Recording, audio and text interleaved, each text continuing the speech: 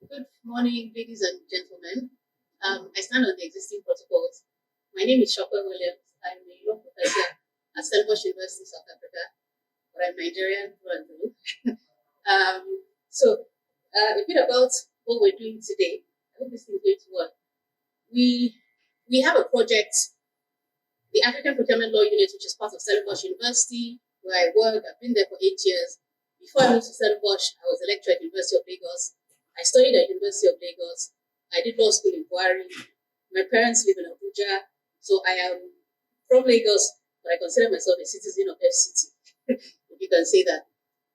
So we had a project with CSEA and Brookings, which is a US-based organization funded by MacArthur. And the idea of the project is what we're talking about today, and it's on good governance and public procurement in Nigeria. So we're going to talk about the project and have a little bit of sharing knowledge about how we can move procurement forward. I really liked what Dr. Abba was saying about the fact that procurement is really important and it's central in Nigeria. It is one of the main ways where people embezzle government funds. I teach public procurement in Stellenbosch University in South Africa, and I always tell my students, procurement is the delivery mechanism for development. So, you can hear me right? Okay. Procurement is the delivery mechanism for development. Now, what does that mean? It means that if our procurement systems aren't working, then developmentally, we will have challenges. And we see those challenges. I've lived in Nigeria, I grew up in Nigeria.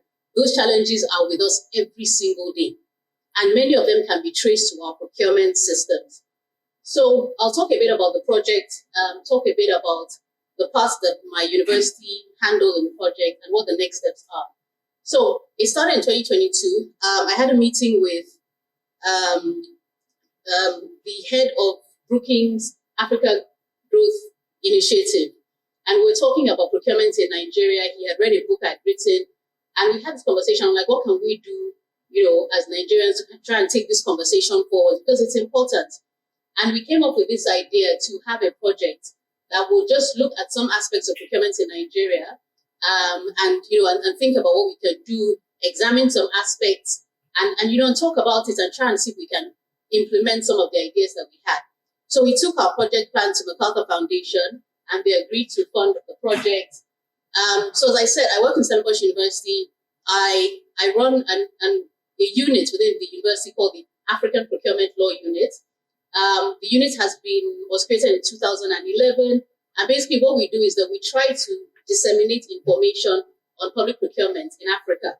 And we've tried in the last, how many years now? Well, 10 years, I think more, to create a community of African procurement academics and practitioners in Africa. Now, public procurement is not taught at many universities in Africa. Stellenbosch University is one of the few, and I was one of the people who started the course because we felt that some of you might know, a lot of procurement practitioners from Africa, they either go to Nottingham University to study public procurement law, or they go to Italy to study at Tor Vergata University, or they go to George Washington University in America. And a lot of the content they study is not relevant to Africa.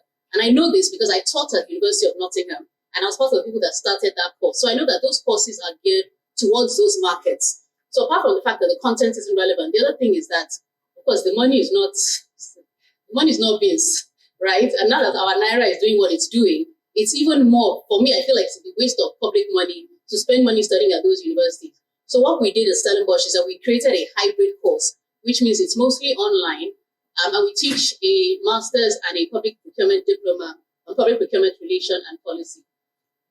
So that's what I've been doing since I got to Stellenbosch, and the course started in 2020. Anyway, back to this project.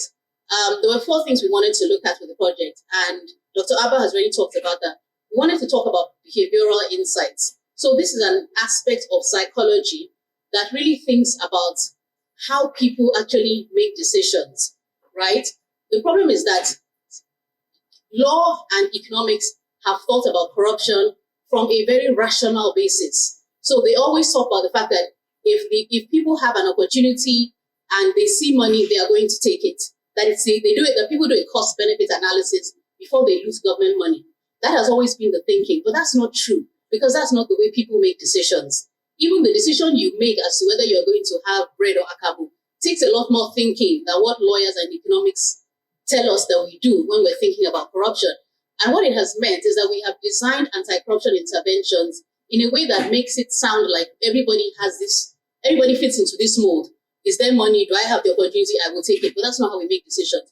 So the idea of behavioral insight is that let's look at psychology. And that psychology tells us how our brains actually work, how we make decisions. And we use that information to design interventions that actually speak to the way human beings think and make decisions. And we can use that to design anti-corruption interventions that would be more useful. Because with all the laws that we have against corruption and everything, we don't seem to have like a lot of results coming from those laws. Am I making sense?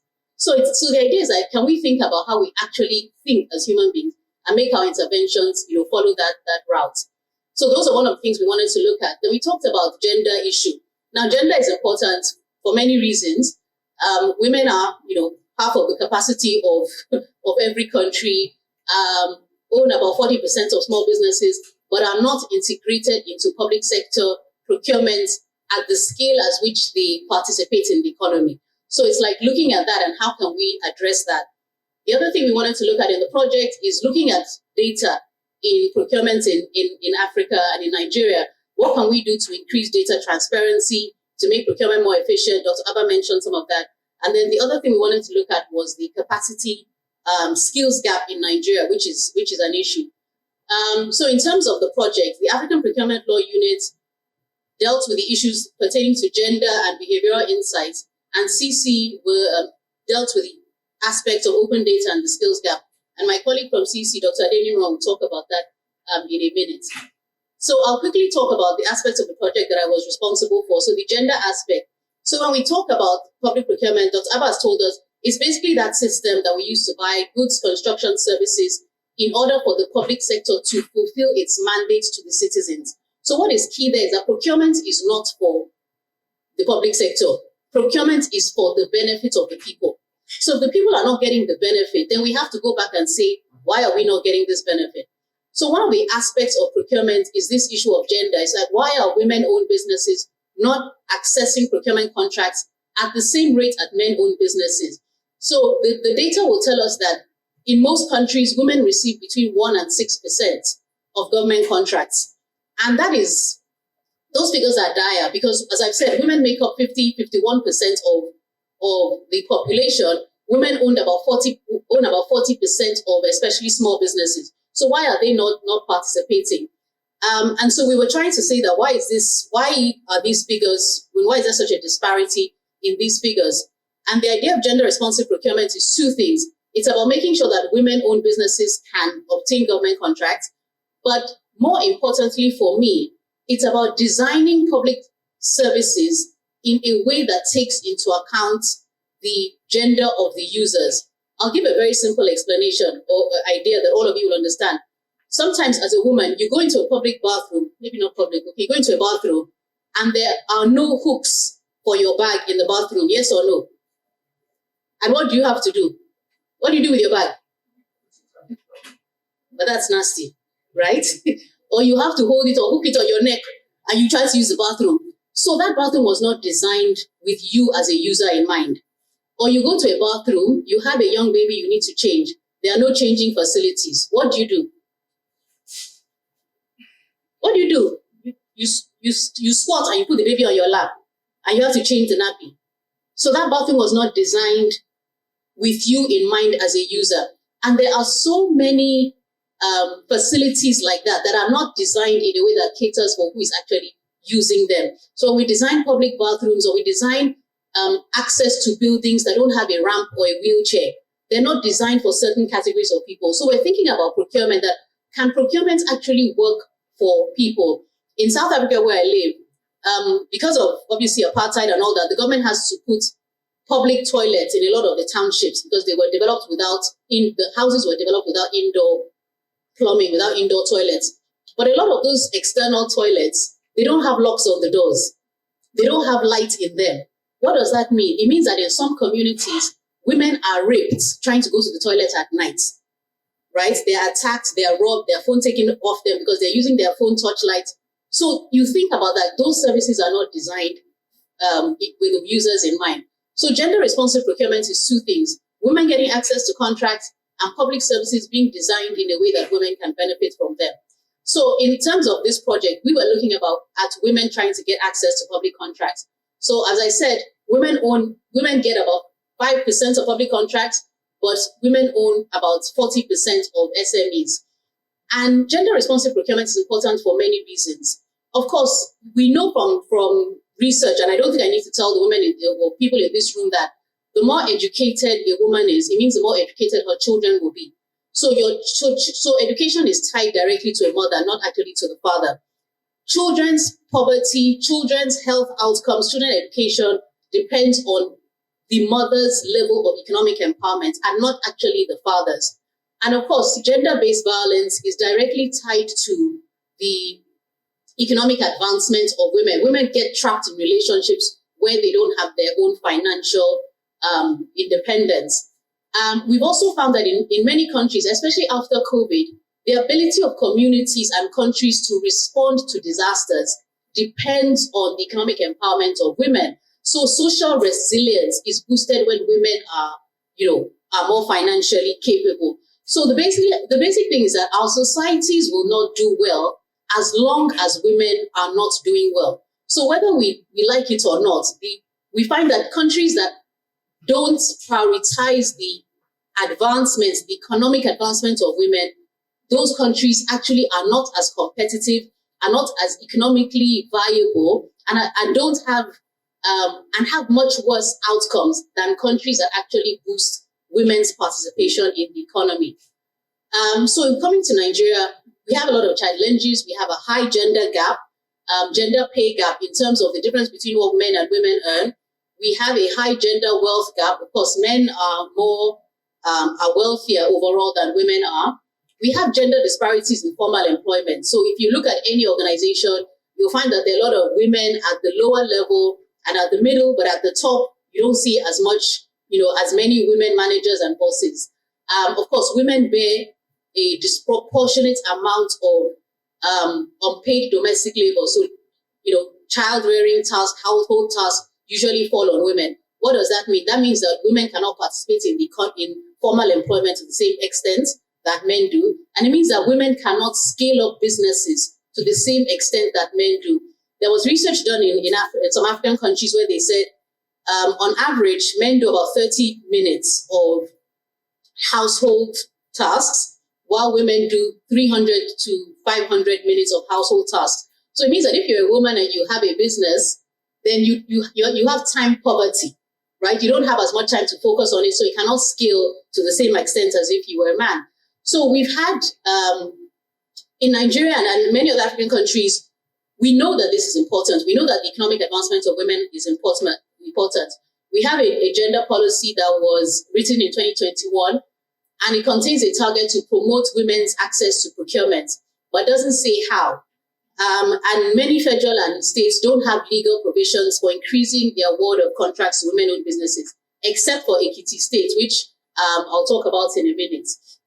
So some of the problems that we have in terms of gender procurement in Nigeria, there's a lack of legal or policy mandates for this. As I said, only Ekiti State is a state that has actually, as far as we are aware, has intentionally designed procurement in order to ensure that women can obtain businesses. Procurement is complex. Dr. Joaba talked about Fashola's complaint. It's complex. There are high financial barriers to entry, and that creates a barrier to women-owned businesses that are mainly small and medium enterprises. So a lot of the barriers that women face are also actually faced by small and medium enterprises.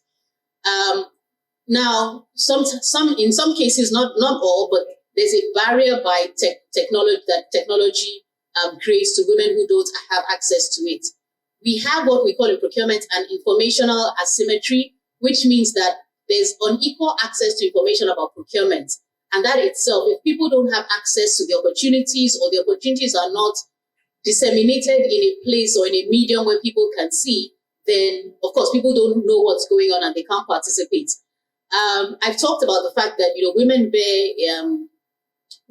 bear a disproportionate amount of domestic labor, And Nigeria is very patriarchal. We can't run away from that. So women face a bias.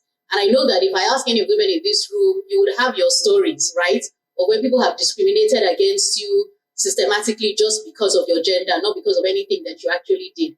So the women entrepreneurs face barriers as to what people believe they should be doing. When we're doing this research and we spoke to a lot of women, they would say that if they're in sectors that are traditionally male dominated, then people ask them, why are you doing that? Why do you think you can be an engineer? Why are you in engineering? It's not for women. But engineering needs a brain. And if you're a woman and a man, your brain is not different in that sense. So there shouldn't really be those barriers depending on a sector. So those actually affect women. We know about corruption in Nigeria, and we know that it's problematic. And I think Dr. Joaba has given us some of the figures.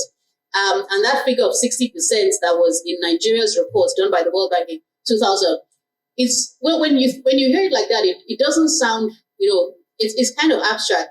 But if you think that if 60% of your salary disappeared and you didn't know where it went, would you be able to function? Think about it. I wouldn't be able to pay my rent.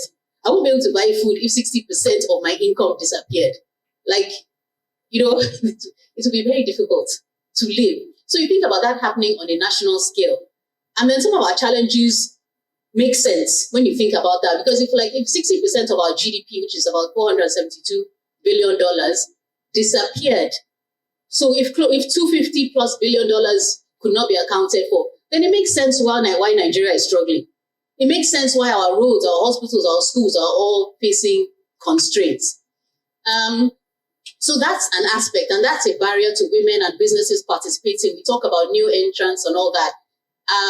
And in some countries, and in many African countries, because I've done this research across Africa, including Nigeria, and one of the things that kept coming up was that apart from women-owned businesses being asked for bribes, women business owners are asked for sexual favors.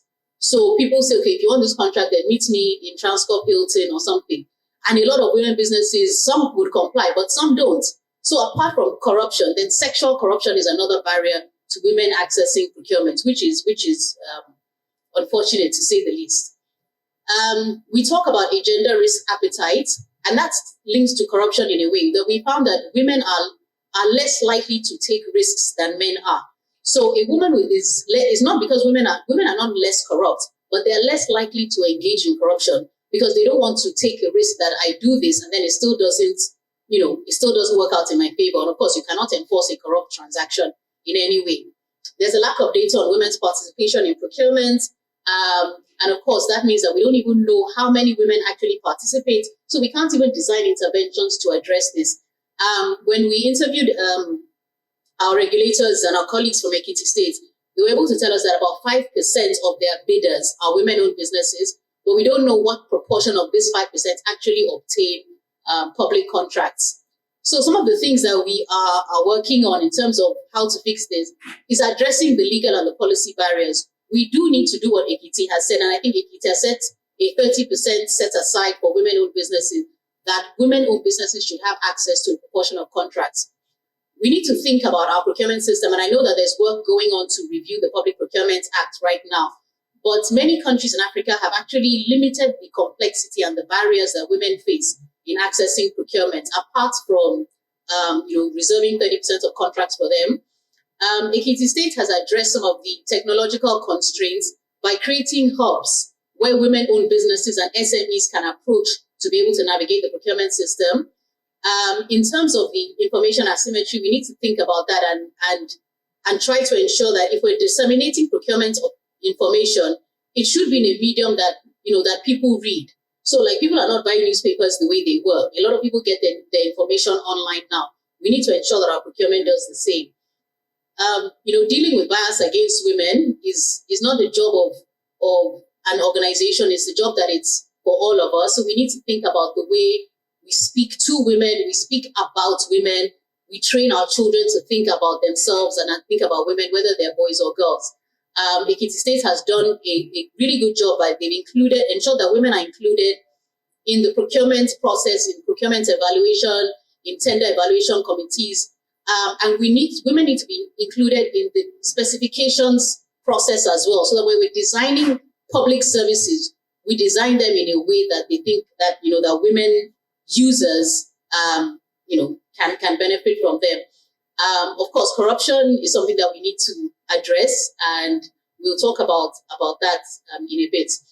And I think the other thing that's important to me is addressing the lack of data, because if we don't know how women participate, then we can't actually address it. They always talk about you can't fix what you don't measure. So we need to measure this. We need to have better data, and we need to have gender disaggregated data in procurement.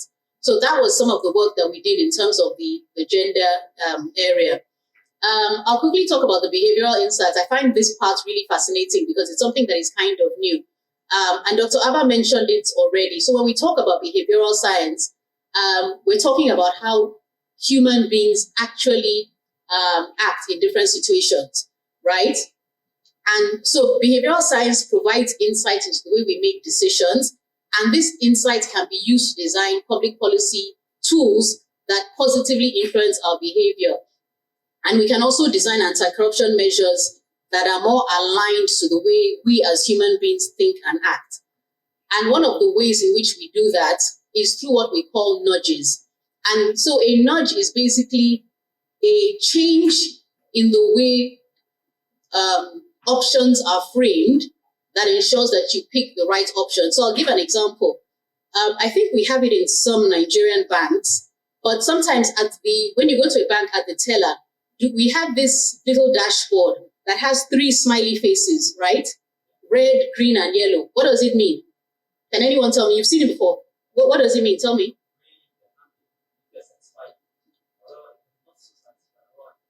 Okay, so you press the green button if you're happy with the service in the bank, yellow if you're not so happy, red if you're dissatisfied. And many times when you see it, do you use it or not? You do. So what that mechanism is, it's providing feedback to the bank on customer satisfaction. Do we remember what we used to do before we had those little dashboards? What was it? How did they get their feedback from you? You fill a form. How many people fill those forms? There'll be somebody at the door of the bank with a form saying, come on. And what will you say? Please, I'm busy. I don't have time for that. So the form filling aspect of getting feedback didn't work because people don't want to stop and stand with somebody asking you questions when you're trying to get out of the bank.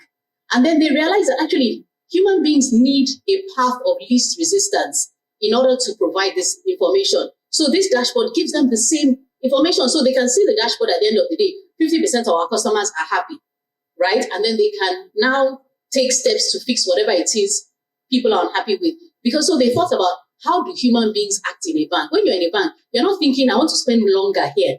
Who goes to the bank saying, in this GTB, I would like to spend 3 hours here today?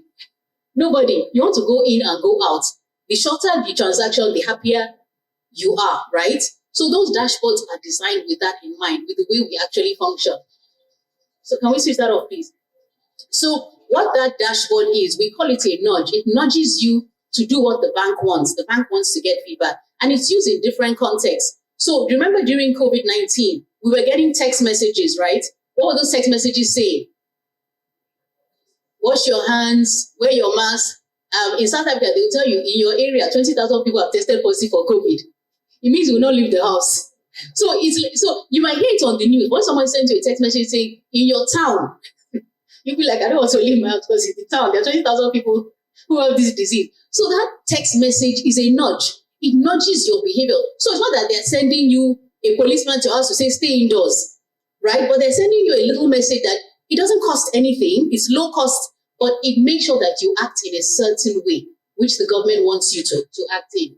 So it's basically a change in the way the decision. So in terms of, let's say the COVID text message, the decision is presented to you. Do I leave my house or do I not? When I get a text message saying there are 20,000 diseased people in my area, my decision is to stay home. Or I'm presented with a dashboard in the bank. Do I give feedback or not? It's so easy to give feedback and it's a game. It's pleasant to, like today I was really unhappy that first I read many times, right?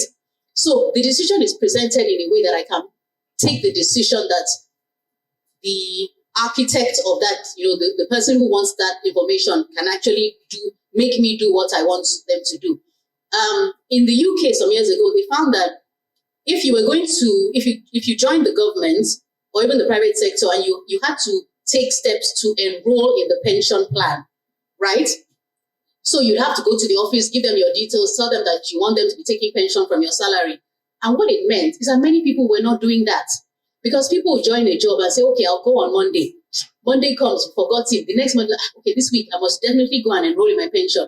And then you work for 35 years and find out that you never got up to go and enroll. So at the end of your life, you don't have a pension at the end of your career.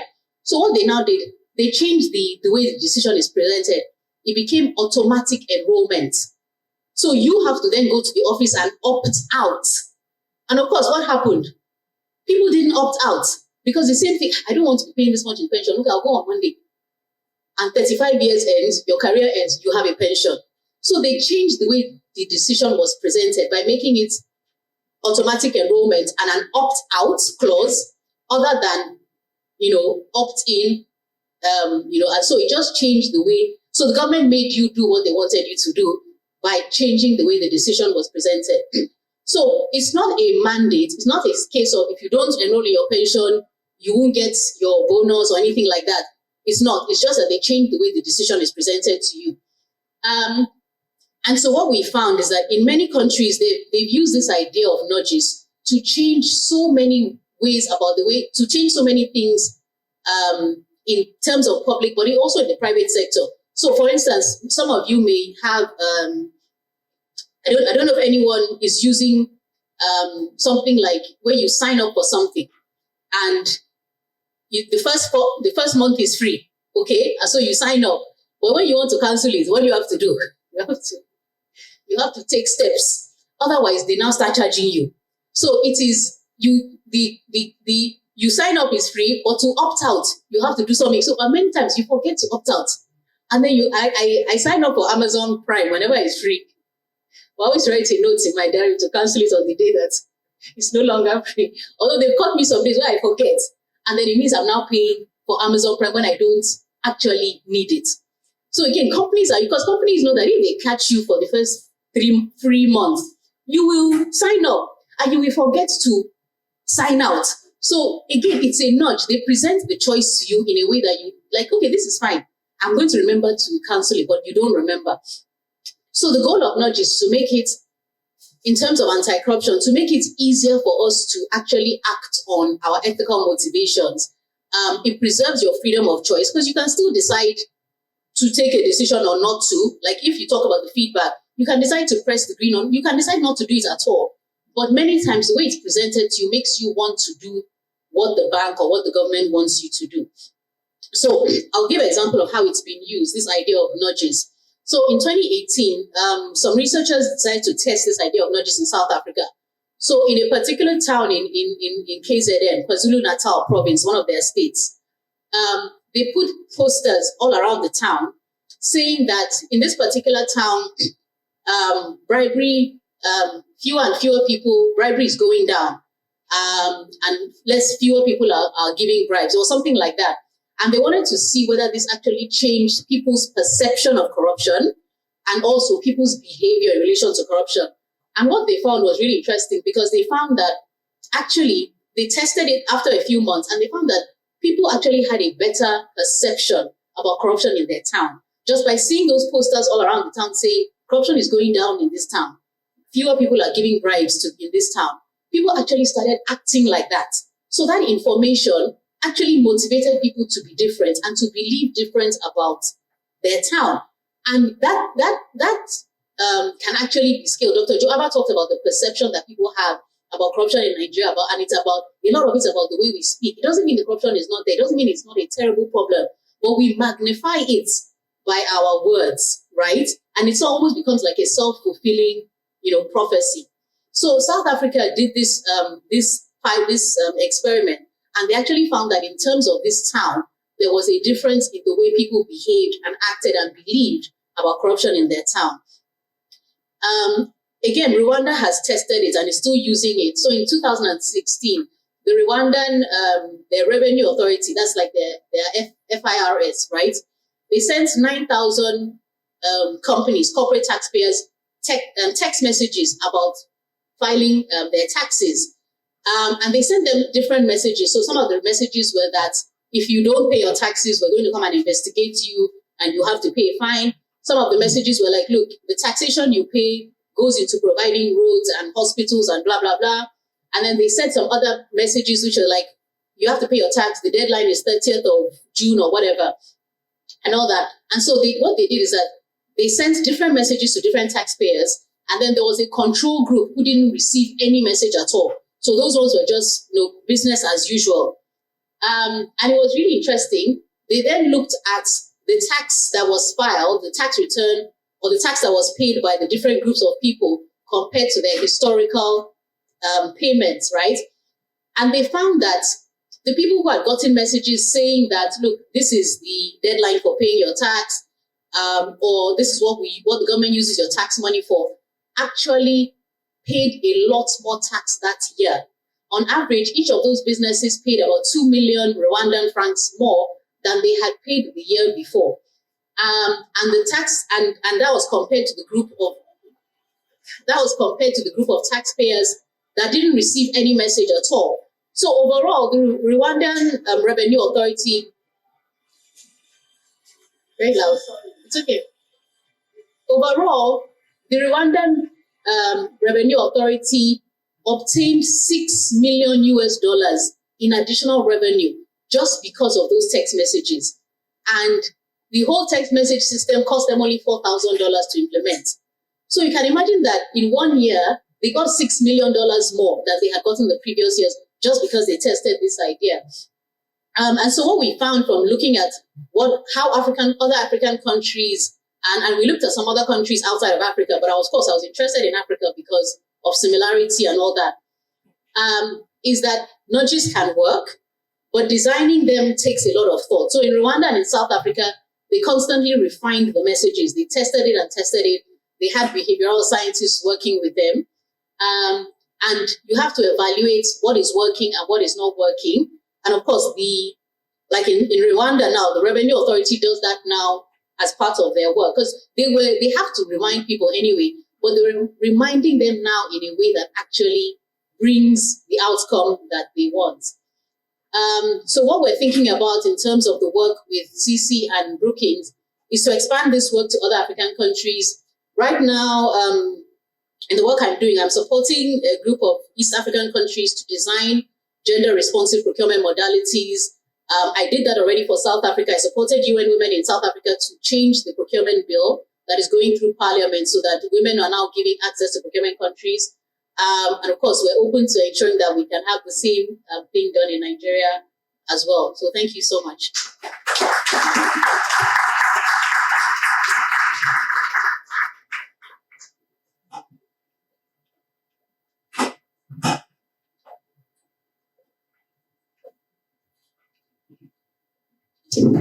One more time, please, a round of applause for her. All right. That was quite interesting. I don't know if it's because I'm a woman that I think more interest to what you were saying. I love the direction that this workshop is going because it's not your regular workshop. We're getting a lot of insights that you don't usually hear on a regular day. So I'll just, share with us a few things that I found interesting. Yeah, so the nudges. Oh, no, the nudges came much later. Yeah, so you started with, our society would not do well if the women do not do well. That's a very, do we agree? When she said that statement, I saw some people. We need to be open-minded, right? Yes, I think that's the first step. We need to come to workshops like this, like we do not know or we're not assuming anything. I think that's the first one. So yes, our society will not do well if our women don't. I think we need to make a poster for that. So for gender responsiveness, having the user in mind. And when you said that, I actually had an experience on Saturday. I went to this hotel with my aunt. There was a program going on. She wanted to swim, so we went to the restroom to change. I wanted to use the restroom and then I'd come out.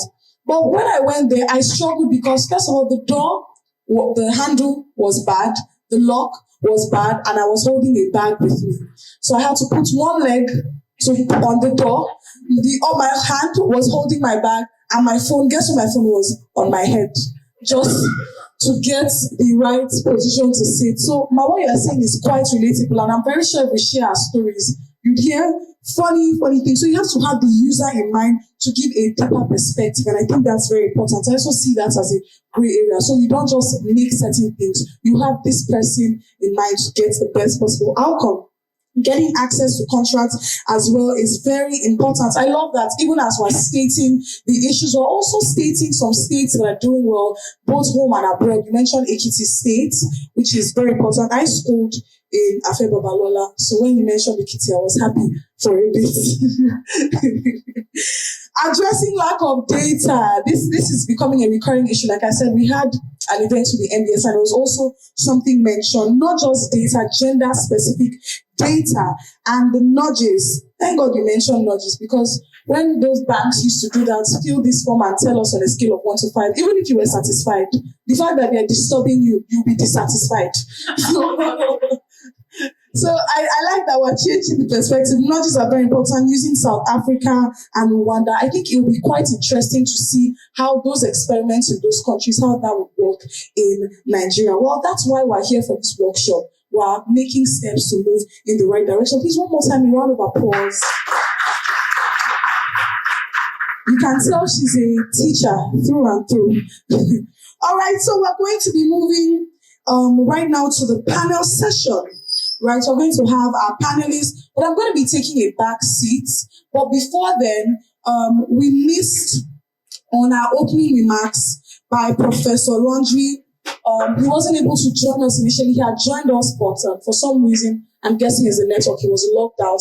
But he's also, he's online now, and he's just going to speak briefly for about 15-20 minutes. Professor Laundry, can you hear us? Yes, I can hear you. Can you hear me? Yes, I can hear you. Lovely to have you here. We're so excited to have you. All right, so you have the floor now. Fantastic. So, hello again, everyone. I have been listening for the past hour and about 20 minutes. I connected via my phone because when I initially connected via Zoom, I think I got disconnected. I'm in Cameroon. I'm in a hotel now, and I have to check out in less than half an hour to run to the airport. So I'm very excited to have engaged thus far. For example, for the first, or the keynote, one of the points which was extremely exciting, and I quote the distinguished speaker: technology is key when we think about transparency. So, having just authored a book on Africa's fourth industrial revolution, I couldn't agree more with the speaker. And yes, our society will not do well as long as women are not doing well. That was also another key point of the previous engagement. But something else which was very exciting about the speech: students' outcome depend on mothers' empowerment, not father. So that was also the critical importance of women. One of the previous foresight publication at Brookings. So one of the authors estimated that the economic output on the continent will be about 2 to 50% higher if women are fully integrated in the economy, economic activities, and so on, depending on the countries. So that's also another extremely important one. But let me come back perhaps to my remarks. So thank you so much for joining us today for this extremely important workshop on public procurement in Nigeria. So I was already introduced. I'm Professor Laundry. I'm Senior Fellow in the Global Economy and Development Program, and also at the Africa Growth Initiative at the Brookings Institution. And I'm pleased to be with you this morning to represent my dear colleague and friend, Dr. Aloysius Ojo, who is not with us today.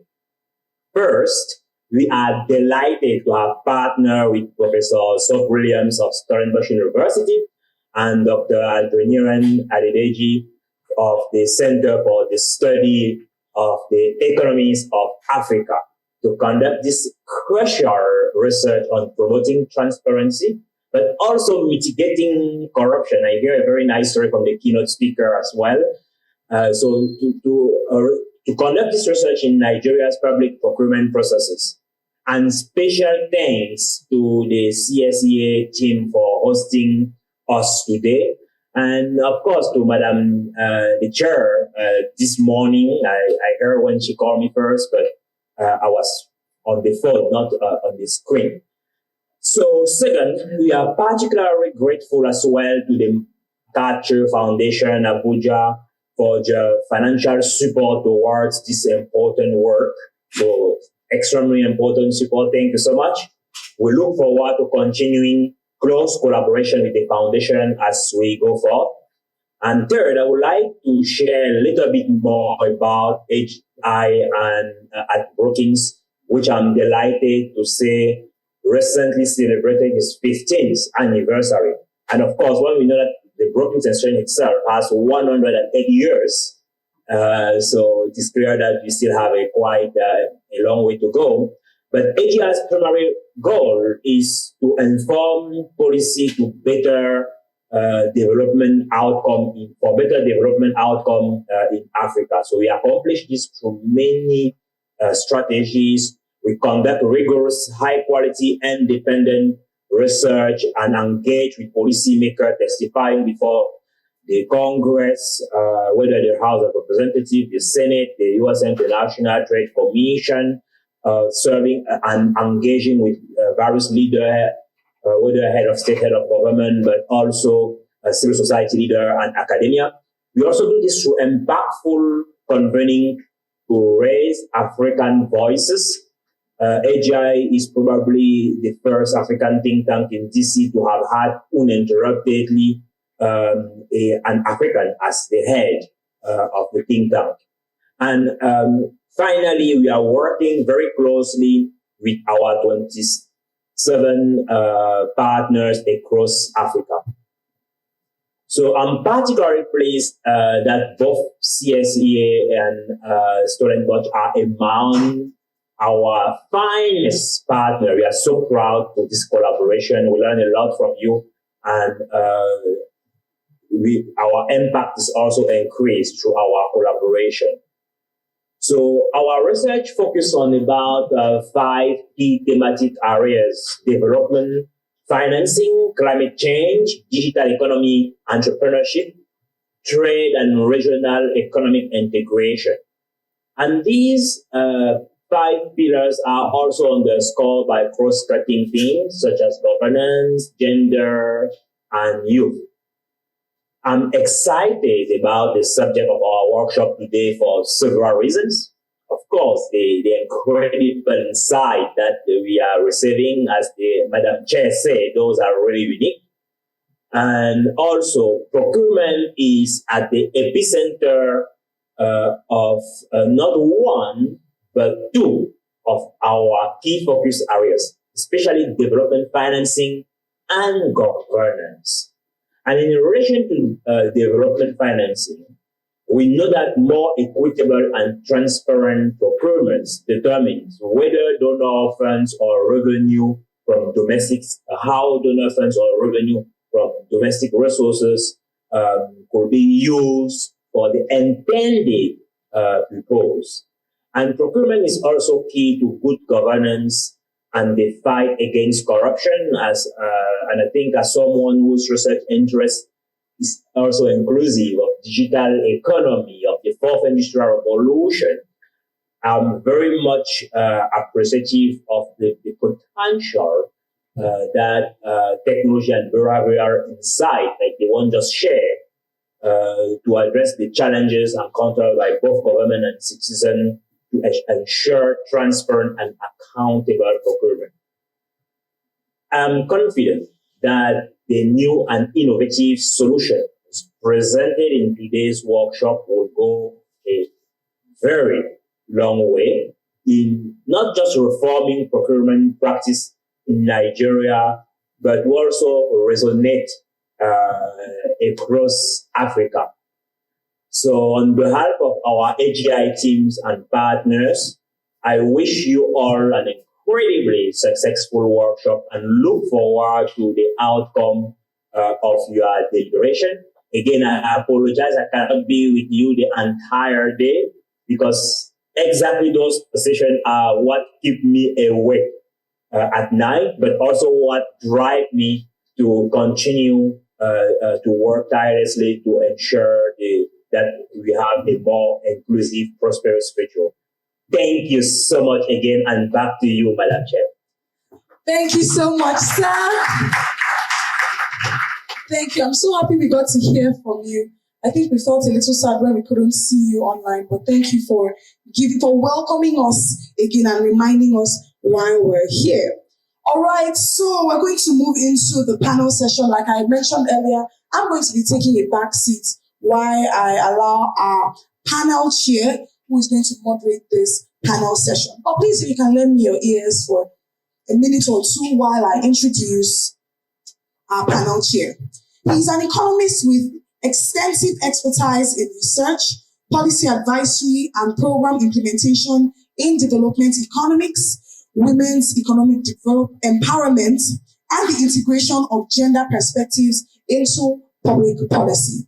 He holds a PhD in development economics, along with a master's degree in economics and finance, and a Bachelor of Science in Economics from the University of Uyo.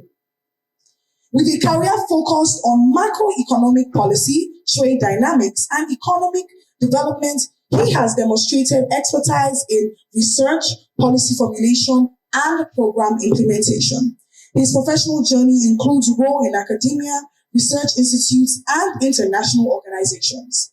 He is currently the national economist with UN Women Country Office and heads the Women Economic Empowerment thematic area. Distinguished guests, ladies and gentlemen, taking us further as the panel chair, let us welcome Program Specialist Women Economic Empowerment, UN Women, Mr. Chukwuemeka Oyimadu. Please, a round of applause for him.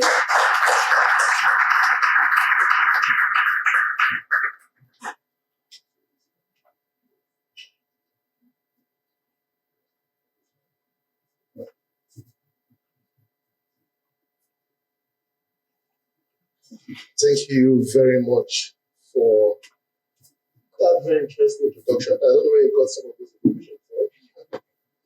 Sometimes when people introduce you that way, it sounds very weird when they introduce you that way. My name is Emeka, you can call me Emeka, and I work with UN Women. UN Women is the UN agency that has a mandate for advancing gender equality and the empowerment of women globally, as well as in Nigeria. So I'm here strictly just to moderate this panel session, and our moderation will piggyback on the presentations done by Professor Chopin Williams. So we'll be doing this for about 30 to 40 minutes, and I'll be having co-panelists on this panel session. So please allow me to first introduce some of my fellow panelists. Joining me will be Professor Gloria Chukwudebe, who is the Director, Center of Excellence in Sustainable Procurement, Environmental and Social Standards. Prof, please come and join us.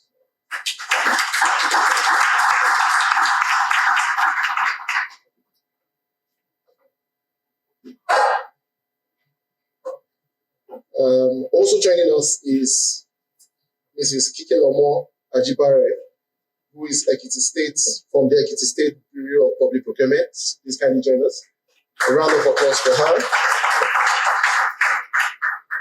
And if you can agree with me, throughout the session so far, we've heard about Ekiti State time.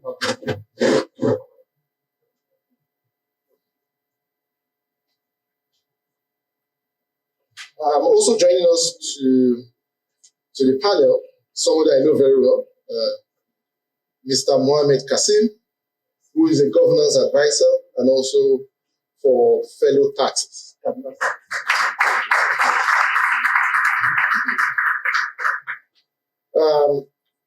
I think the idea behind this panel is for us to have discussions around the context of gender-responsive procurement.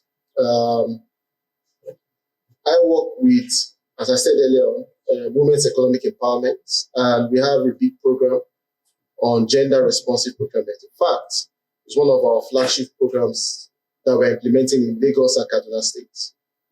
So this topic is very dear to my heart, and I can say very clearly that following the steps of Ekiti State, I think Kaduna State as well as Lagos State are doing very, very good work around promoting gender-responsive procurement. And the DG of Kaduna State Public Procurement Authority is also here. In fact, due to his leadership, we already have a draft affirmative procurement policy for Kaduna State. Thank you very much. Okay, so let's go to the gist of this panel session. So this is going to be a question to all the panelists. What are your perspectives on gender-responsive procurement? I know this is not a new topic to you. From your own experience, from what you've been working on so far, what are your perspectives on gender-responsive procurement in the context of Nigeria? We'll start with you, Prof.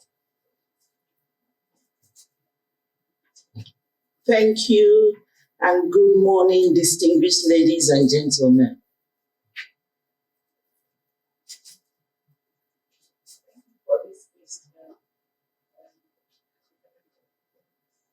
I don't know if I'm audible. Good. First and foremost, I want to commend the organizers of this program, starting from the executive director and the researchers. I also want to thank the keynote speaker and also Professor Williams. Thanks so much. On gender-responsive procurement, I think if all the states and if federal MDAs adopt it, it will produce a transformational change in Nigeria. You are all aware, sometime many years ago, we didn't have enough nurses, we didn't have enough doctors, we didn't have enough teachers. But when women were given the opportunity, you see how the scenario changed. Now, it will not be for us to realize the required benefit, because procurement is everything. Without procuring to get value for money for the people, for the country, and for the states, we cannot get to where we want to be. So it will involving women in all the stages of procurement, as evaluators, as members of procurement team, as chief executives of these MDAs, because a lot depends on the chief executive. And also it involves a lot of education. Where my center and my university comes into this is that we have a Center of Excellence in Sustainable Procurement, Environmental and Social Standards. This center is in 6 universities in Nigeria to build capacity in sustainable procurement according to the law, the regulations, and with due regard to environmental and social aspects. So I'm very, very happy to be here, and I have learned a lot from what has been happening. Thank you. Thank you very much, Prof. It's very glad to hear that we even have institutions where we can send our stakeholders, our partners, especially government officials, where they can learn more on gender-responsive procurement. In fact, when we started this journey in collaboration with the African Development Bank, who is funding this project, when we got to some government agencies, they just couldn't understand what is the relationship between gender and procurement. Procurement has basic principles: value for money, competition, transparency, and accountability. Why are you people bringing gender now? I think that has changed to a large extent now. So I'll go over to you, Ms. Kike. What are your own perspectives, especially from the context of the great work Ekiti State has done? Thank you very much. Good morning, everyone. On gender-responsive procurement, the concept is bringing women to participate in public procurement in Ekiti State. Having noticed that women are vulnerable in most aspects of government activities, the state decided to open a desk office in PPP, as we have a desk officer in charge of gender-responsive procurement. So then and then we now decided to sensitize, do a kind of sensitization through media, and we have engagement with women, that women-owned businesses. We bring them on board at a meeting, and that meeting, the most interesting thing is that we have women procurement practitioners, that is, we are procurement officers that are females on ground.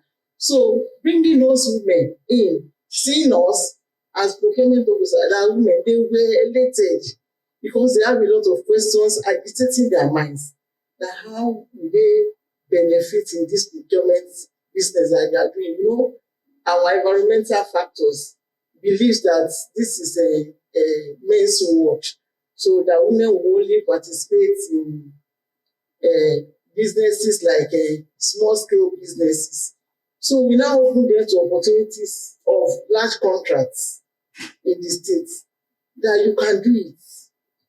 You understand? Because when you are empowering a woman, like Prof said, you are empowering the nation. You understand?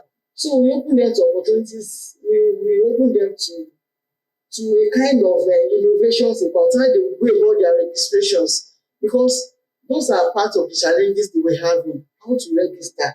They were thinking how to fit into the system.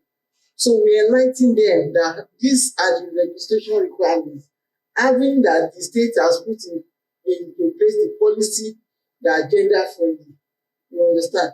So with that, we're able to navigate the course of having women in our procurement in the state.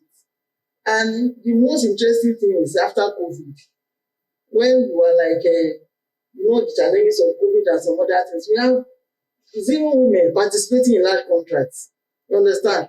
But today, by the grace of God, we have women that won contracts on works like 27, and to the tune of over 400 million naira.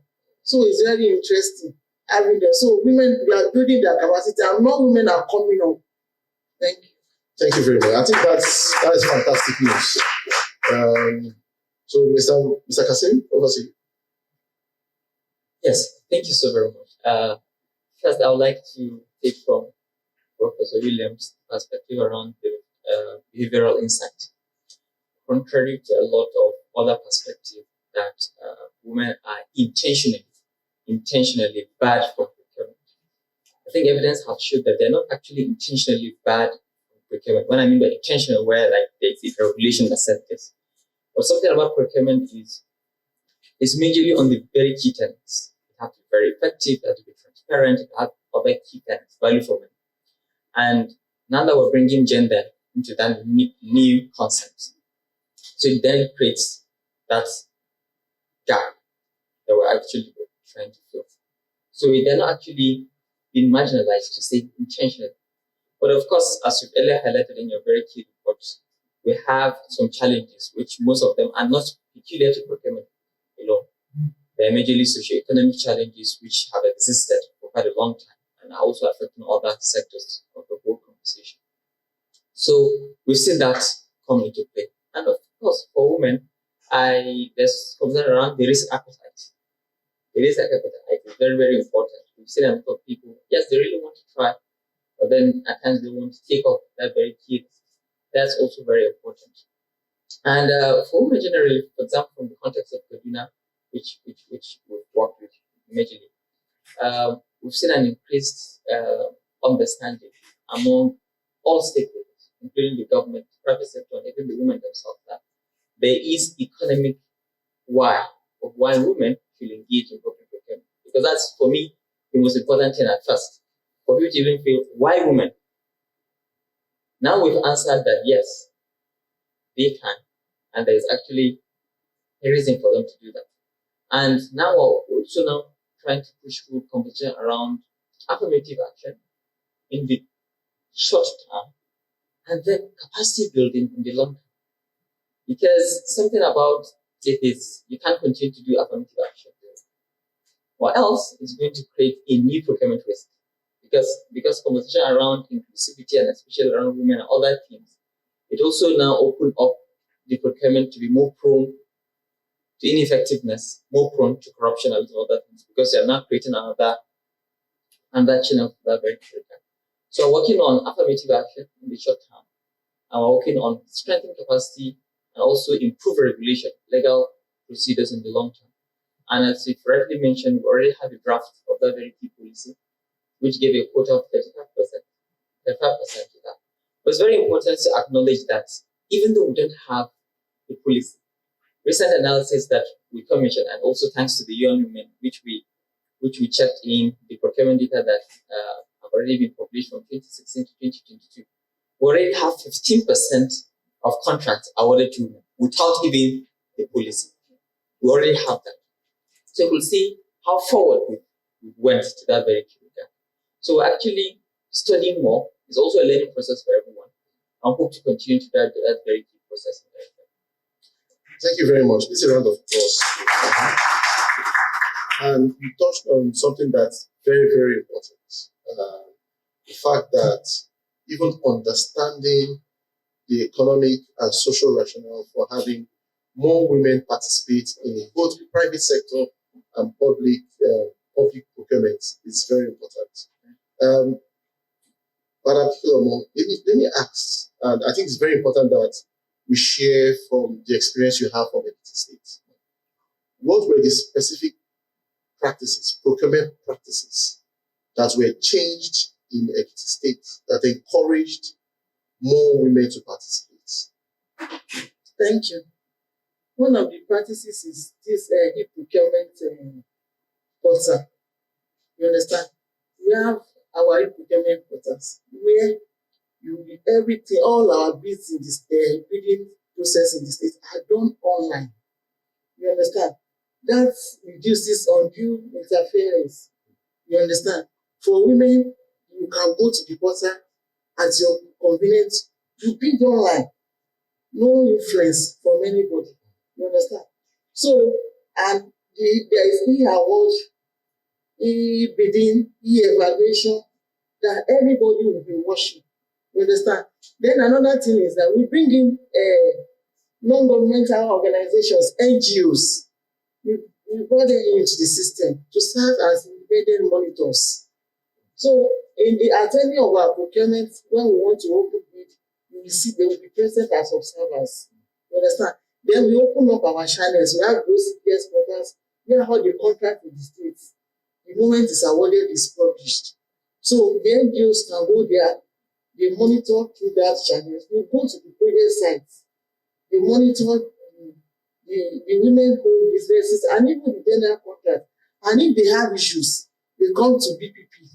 They engage us, we provide answers to some questions we may raise. So we have other platforms. Then there is this, we have our big food platform. That one was designed local inside too. So when you visit, we have different platforms in the state that is online, basically. And that is what is really helping our procurement system in terms of gender responsive. So it's not that the usual procurement pattern that people will have to submit their list, look for somebody, meet somebody. You don't need to meet anybody. As a woman, you just go to the portal and you see your advertisement right from the portal. So on our social media channels, you have the advert. When there's any job, you just see the advert. It is easy for women to bid online. Not that you don't have access. We are talking about poverty time the other time. There are most women, because of how short they may not be able to. Well, you can pick your phone at your leisure time. You go to the portal and you will see what is available and be able to access the job. Thank you. Thank you very much, and what you're saying is very interesting because, in some sense, the information asymmetry that exists for women and men in having access to procurement opportunities, it seems like the Ekiti state government has intentionally provided mechanisms that reduces that information asymmetry for women. So, but information is one thing. And Prof, what would women then need in the form of capacity? Because it's one thing to have the information. Another option is, how do you now exploit that information? So what are the capacity needs for women entrepreneurs or women-owned businesses or even women-led businesses who want to take advantage of emerging opportunities, especially in states like Ekiti, Kaduna State, and Lagos? So from your own experience, what capacity needs with such women-owned businesses need? Thank you very much. There is a program sponsored by World Bank and supported by National Universities Commission. That program is called SPECI, Sustainable Procurement, Environmental and Social Standards. So this program was advertised. 22 federal universities bidded to host a Center of Excellence to establish 5 tracks: executive training for working professionals and unemployed graduates in procurement, environmental standards, and social standards. Then it has postgraduate diploma program, it has masters, then it has a BSc program.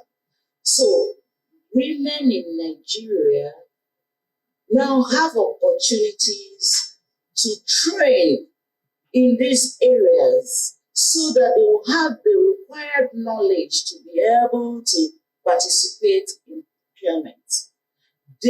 Once you have the knowledge, the track A equips you with all the procurement rules and regulations and the templates and how to prepare your adverts. So once you have this information, you can bid for contract, whether it's national, whether it's in the state, or even World Bank projects. Then, for the other tracks, from my own center, we have started with master's and postgraduate diploma, and it's a hybrid program, 60% online. And we have international professors that join and teach the program. So the opportunities are opening up every day. So my own center is in Futo, Federal University of Technology, Owerri. We have a center in University of Lagos. So people in Ekiti can attend that program, the executive one, or those who are qualified can do the postgraduate program. Then the program is designed so that we also catch them young. So it has a first degree, BSc, so that they get the knowledge early and also become passionate about procurement. We have in Benue State, Federal University of Agriculture, my body. We have a center there. It's in charge of the North Central. We also have a center in Ahmadu Bello University, Zaria. Then there is another center in University of Benin for the South. And finally, there's another center in ATB. So the opportunities have been opened up so that many, many young Nigerians can have the required knowledge. Because if we can fix procurement, we will fix Nigeria. Thank you very much. Thank you very much, Prof. And that is very insightful. Let me now ask the 2 big questions. Please don't hold anything back in response to these questions. Because we know that even when we give opportunities to women, they see the problem of finance. And that is a major challenge for women in business. And Mr. Monet, I will start with you. How do we circumvent this problem? For example, for young women, we're thinking about how we can use a form of innovative methodology for circumventing this problem, discussing with regulators, central bank, as well as commercial banks, to have some form of financial instrument that specifically targets contract financing. If it's for women, maybe the use of blended financing or guarantees that the risk those people. But from your own perspective, from the work you've done in Kaduna State, what do you think, from the government's perspective, as well as from the financial institutions, how do you think women can circumvent this big problem of access to credit when they have won contracts? Yes, thank you so very much. And let me start with the banks, because and other financial institutions, because it's very, very important. For example, almost it's part of the requirement of the CBN that banks will have to give out loans. And they've been doing that. Let me say, they've been doing that to create the basket. So always when each bank, when you acquisition, say, oh, we have a basket of funds which are going to support businesses. But then who gets access to the funds now becomes another thing. And then the interest rates. Unfortunately, when an economic crisis, and we're doing a lot of things to catch up, and that's why one policy, you have policy somersault. You have one policy who goes this way, and then you have another policy which contravenes the other way. But for the banks, I think something we will actually do, as I wrote in one of my papers recently, is can we reduce the regulations to access the loan? And then most of the regulations can be when you have funds with you. For example, when you have 10 requirements for businesses to access a loan, there's also the same behavioral insight. There's that whole code empathy, where, oh, I really want to access the loan, but then you reach where you want to access the loan, and then the requirements are too much, and then you feel, I really can't do that. Why not? You get access to the loan. We reduce the regulations so people can have access to the loan. And then when they have access to the loan, you could put in the other regulations. For example, they could be the accounting software they wanted. Because part of the key thing is they want to ensure that the funds are secure. It could be, can we shift to the regulation framework? That's of that nature. I'm sure the banks could actually do that. And we could work with the central bank to see how we can actually reduce these very key regulations. Blended financing is very important. And I remember one of the studies that said, how do you raise funds for contracts? They are majorly from family and friends. But then that is not so sustainable in the long run, especially when you're backing in a lot of other things. So I'm sure we will actually do that. We have now other non-financial banks, like other non-financial institutions, which have the power to give out those very key softwares. And I'm sure we will actually explore that very later. Another theme is from the government. You get a contract, you're supposed to bring an APG. But then you're new. The bank will not even guarantee you. It took less of them to give you an APG. And we ask for audited financial accounts for 3 years, which most of the times the business have just started. And at times there's also a threshold. So we're not saying that those requirements are bad or should not be asked. Is it me? Okay. But at times they are unnecessary. For example, where you ask for APG, you could ask for collateral if the business have. Because at times it's easy for businesses to have collateral than for them to access APG from their banks. And even if you go to access the APG, they at times ask you, do you have a collateral for you to guarantee all of those very key things? The government will actually reduce those very key regulations, especially the ones that are not so necessary. And the government could also, as part of affirmative action now, also reduce down the cost of registration, because in a lot of jurisdictions you have cost of registration. And I'm happy that Kaduna have actually started that. In fact, we did that for quite a long time to reduce the cost for women-owned businesses to register and even SMEs to register so that they could partake of that. And there's also conversation to say there are low-value contracts which the cost, you get the payment early. Because one of the key things is how early do you accept the repayment period. You do a contract today and the government will not pay it till the next 5 years. Definitely, you do one contract and you're done. Because you don't have another capital to run over to other projects. The government will prioritize early payments for women-owned businesses. And it will also be good if you have something like an interest. If the government failed to honor their own agreement of their own very good contract, then there should be interest that's accumulating after every year. Because the problem is, if the government is supposed to pay you 10 million 5 years ago, and this year they paid you 10 million, the value, when we come to economics, the value of that 10 million have reduced. So there should be interest, because with recent agreements have started from us and there should be interest which is accumulating at every, at least as if you have your funds in a bond or something like that. I'm sure that's going to help. But there's something very critical and very important we should also consider: the need for us to improve the overall public procurement process.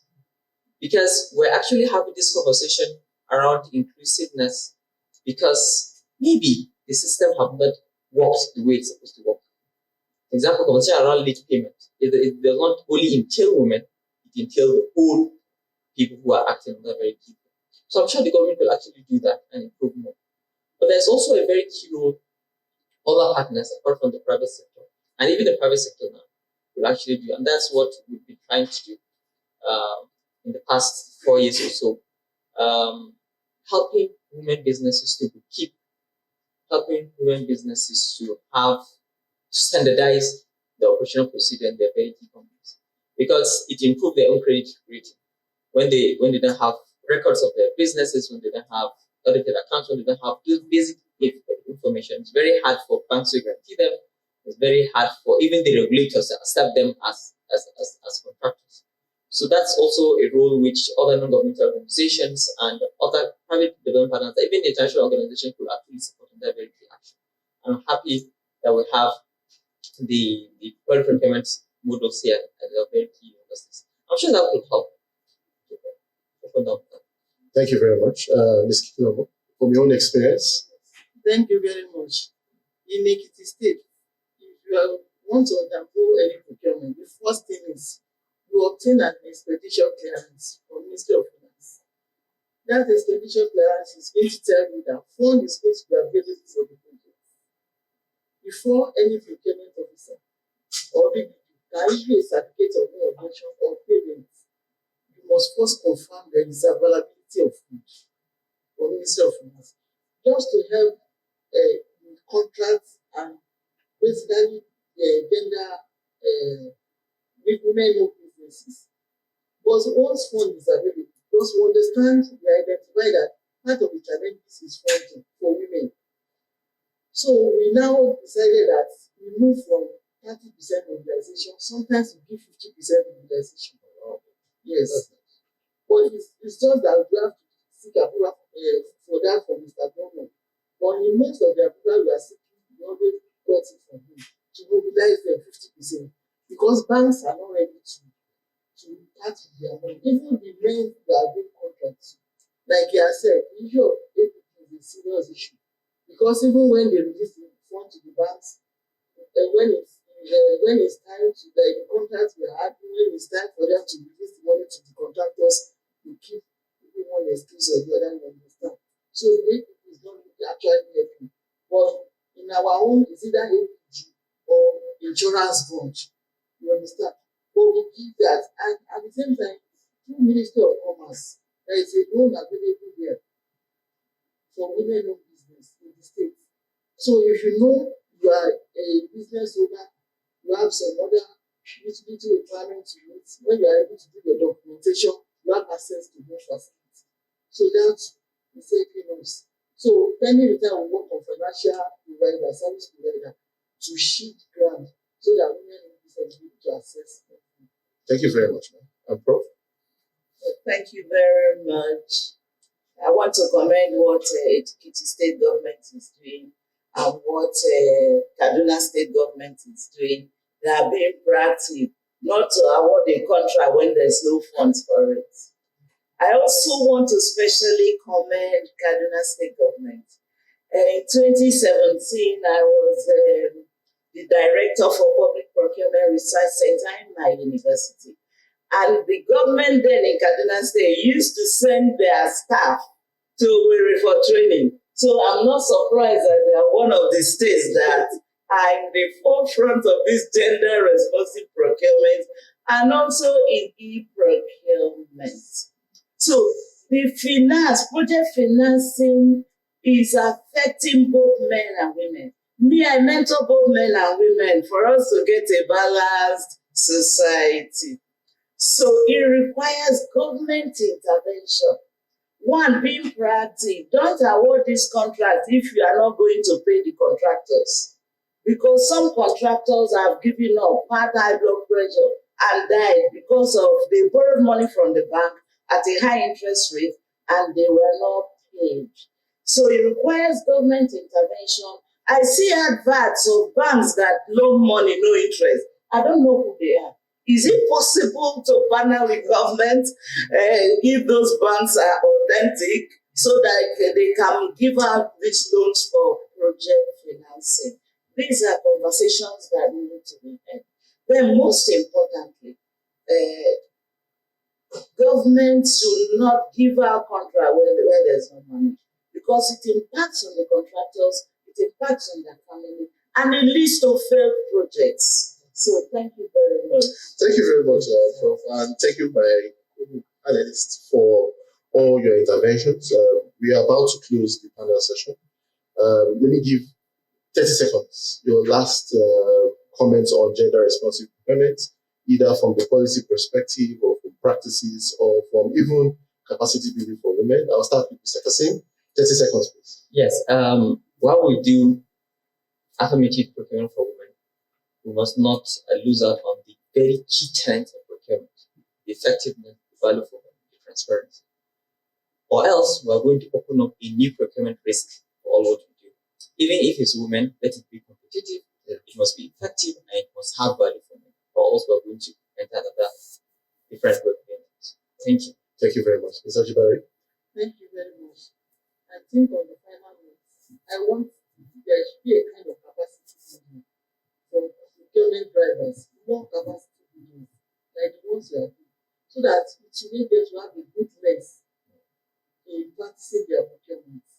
You understand? That will help the system, and it will also, whether gender or no gender, you understand? It will help the system. Then there should be more women in leadership positions in procurement departments. You understand?